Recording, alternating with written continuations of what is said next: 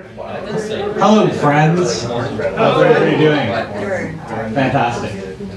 My name is Dino. I'm just going to do, I don't have any musical talent, so I'm just going to tell a story. Hopefully you like it. You can know someone for your entire life, but yet still they can be a mystery. When I was a little kid, I would bounce around my backyard. It was big and spacious. Tall trees, a big wide open vista. We played baseball there. It was like a field of dreams. In between games, I'd go visit my uncle in his barber shop. I'd bound up the stairs. It was a world of wonder. I loved it so much. I was always kind of kinetic as a kid, so I'd run around and I'd polish the little silver parts underneath the rotating barber chair. I'd sweep up hair, and I'd read books when I was there. But the best part wasn't so much even that, it was my uncle. He would regale me, just this audience of one with really amazing stories of his native Italy. He left there decades before. He'd breathe into life really magical stories about larger-than-life characters, beautiful foreign vistas, and just wonderful times. But as I got older, it came to me that my uncle would never talk about why he left, never returned. One summer I went on that sort of very ritualistic, trying to find myself backpacking tour of Europe, as I know many of you have done. And after I got through this, as I was trying to find myself, I got lost in the haze of downtown Amsterdam for a few days. After I came to my senses, I went and stayed with a good friend of mine in Dublin, where I phoned my uncle and I said, Uncle Victor, where specifically does our family live? He said, go back to the continent, take a train south to Trieste, and then when you get there, get off, take a bus down the nearest peninsula. When you see a large canal, get off there, head east. Go to the first town, find your first door, knock on it and say, Victor is my uncle, Carlo's my dad, are we related?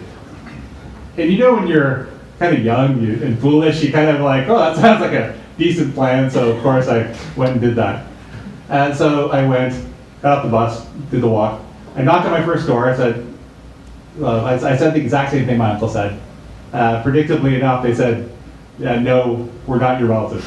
I looked at my watch.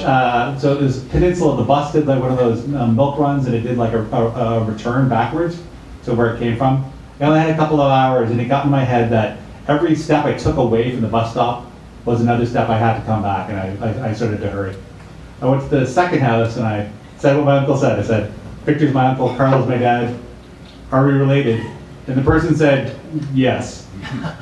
And then her name, she was an old grandmother. She had that sort of the Samuel Beckett, rigid, like, very weathered face, and she said, not only are we relatives, I actually have pictures of you in my house. And so I spent 8 magical days in my ancestral hometown. It was really lovely. People were really kind. We ate a lot. We drank a lot. And it was just really, really quite lovely. But while I was there, despite all the mirth and the laughter and the friendliness, there's an undertone of sadness. I looked a little bit like my dad, and I think it caused a little bit of a shock to the small town. And eventually, right before I left, I had to broach the questions that my uncle posed to me, like, from being with him for so long, which is why he left and why he never returned. He's an older fellow, and the first reason was that he left towards the end of the Second World War, and this town was overrun by war. The second reason was that part of Italy was partitioned after the Second World War, and it was formerly Italy, then it became Yugoslavia, and now it's present-day Croatia. The next reason was that my father, Carlo, he said to my uncle, they were brothers, we'll go back together when we're both retired, and we'll have a nice return trip. But my dad died before he retired, and he couldn't bring him. He couldn't go with him, so my uncle just didn't want to do that. And then finally, it was about a day before I left when I talked to Marina, the old grandmotherly woman, and she said to me, and you know how sometimes people can be a bit more blunt than you'd like them to be. She said, "Please come back before I pass away," because she's getting to that age.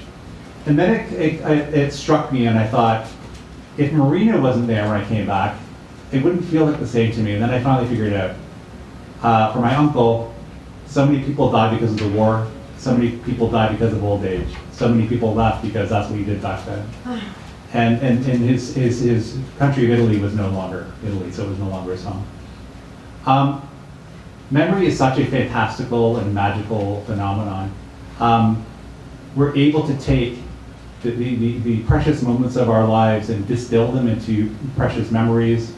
And as our lives pass, I consider our memory almost like a jewel box, where these different memories get distilled and refracted down into kind of a precious stone that shines in its very lustrous way. And that's fantastic. However, the opposite can happen as well. It's so important for each of us and everyone in this room and everyone everywhere to find out about your past, find out about your history. But sometimes for people like my uncle who've been traumatized by war, burdened by loss, and living in a kind of suspended reality of longing, perhaps for them it's better not to broach their past and to let them live in the solitude of their sweet and precious memories, let them at their own jewel boxes so that they can look at these precious jewels, these precious stones that represent their memories and marvel at them and then regret the ones that they may never ever recover. Thank you.